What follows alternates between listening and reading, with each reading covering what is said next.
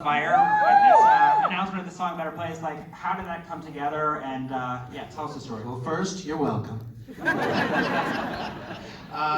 really came together. Justin texted you, right? I mean, we were working on the film for a couple of years-ish, maybe midway point, year and a half or something. And it was having this whole kind of digging into some of Justin's past, having him kind of reminisce. We started putting some of the songs in there, and then he texted you. Yeah, I was out walking my dog and he texted me and said, I think I found the song. How about if we bring back In Sync for it? And I just screamed. I was like, yeah, and then I called him and I screamed again in his ear, so, yeah.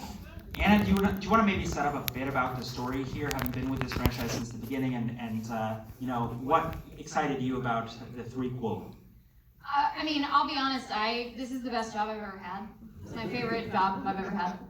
Like, y'all, you didn't watch it because you guys have watched it a million times, but like, they played the clip and I'm like, I love the finished product so much, but I love the process so much.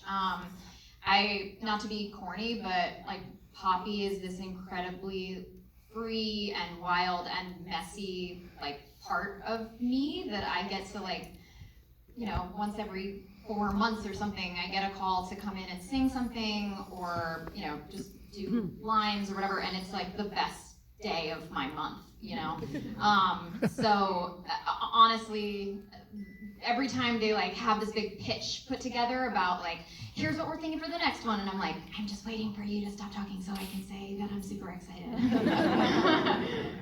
Well, let's talk about sort of the expansion of the world after 2 films. Like, first of all, you've got a big expansion of the cast. You got to put together, you got to assemble a boy band around Justin Timberlake, and then you have a couple of villain characters which are really fun.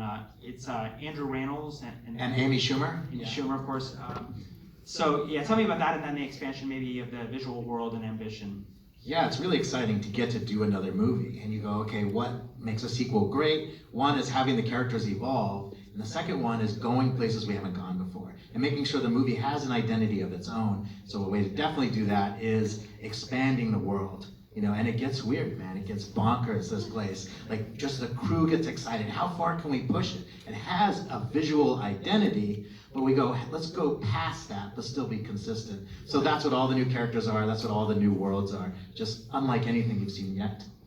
Gina, do you want to talk about the process of figuring out the songs and what you're going to do with this next iteration of the Jukebox musical? Yes, in the very beginning, it starts with the script, and Walt and I in editorial work with songs that we think kind of are the tone of the scene and maybe might carry the narrative. So, we have a combination of covers and originals, and then we choose the spots in the movie. We bring in Justin and we talk to him about what kind of narrative and tone we want the original songs to carry, and then he kind of takes all the covers and those ideas for those original songs, and he builds his music team. And we have Mike Elizondo and Joe Shirley on our music team. We had Shellback, Amy Allen, Michael Pollack, and Emily Warren, all songwriters, come in and just figure out, like, what is the best way to carry this scene? Yeah. Anna, tell us about your experience of the recording process. It seems like there's got to be nothing more fun than this. We were talking backstage about, like, you get to go back to your sort of drama school or acting class roots. It's vocal performance, but then you're also getting to record these great songs. Yeah, I think I really didn't realize how lucky I got with this team. We were just thinking it may have been a decade now from the very, very first recording that I did for the first movie, because the movies, are so labor intensive and take so long to put out. And I have other friends who've done animated films, and they're like, yeah, I mean, it's cool, you get to show up in your pajamas, but it's kind of a slog. Like, someone's just behind glass and you do 3 in a row, and then you just see, like, behind glass, like, that was great. Do you want to try 3 more? And like, that's just not my experience. Like, Walt for 10 years has been in the room with me, and is just so encouraging of like, if we have it, we have it. Or if like there's certain runs in the movie that I was like trying to get down to like record speed, like record poppy speed. And I was like, I need to do one more. And that's all really encouraged too. And the singing stuff is so fun, and I feel so lucky that these movies are continuing to give me an outlet to keep pretending that I'm a singer. And they just keep adding unbelievable amounts of talent, like, and I just feel like I'm in the center of like, they're like, oh, and I love the way that y'all always approach me, like, what do you think about for your sister? We're thinking about Camila Cabello, as though I'm gonna be like, I don't know.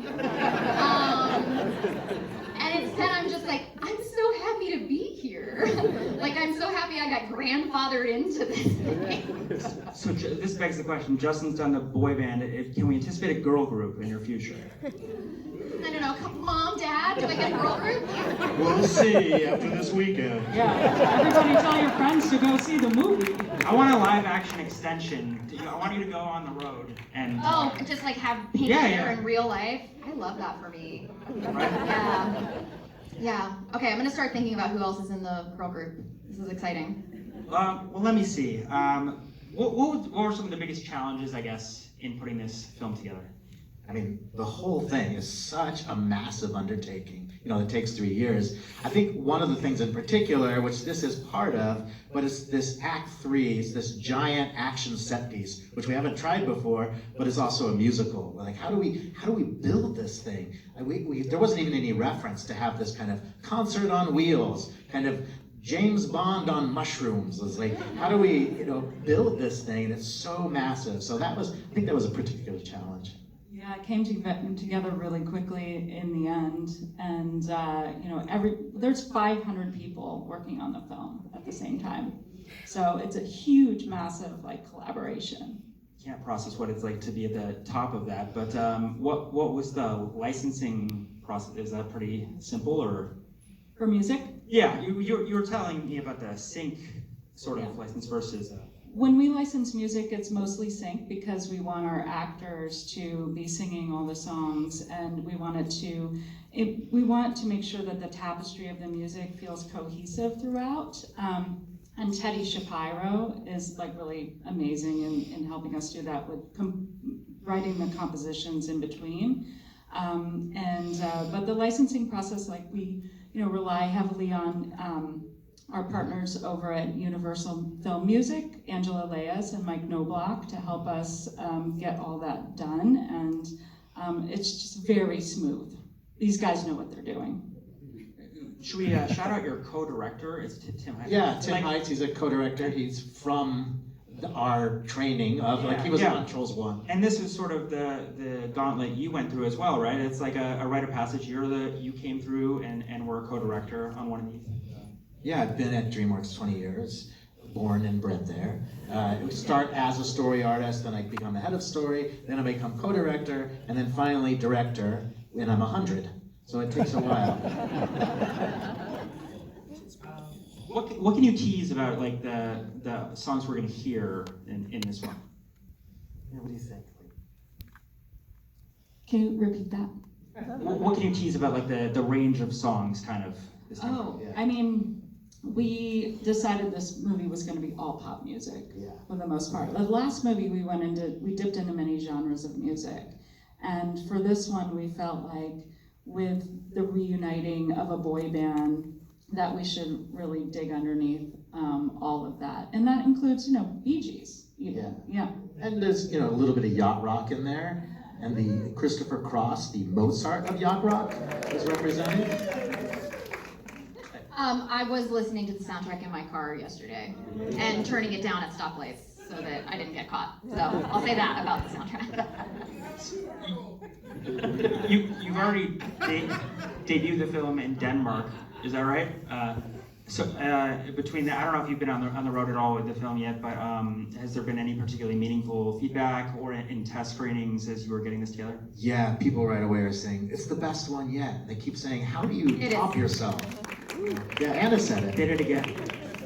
So it's been really nice to get that level of reception, especially the amount of work and the artistry and craftsmanship that goes into film like this. So it's nice that people are recognizing that.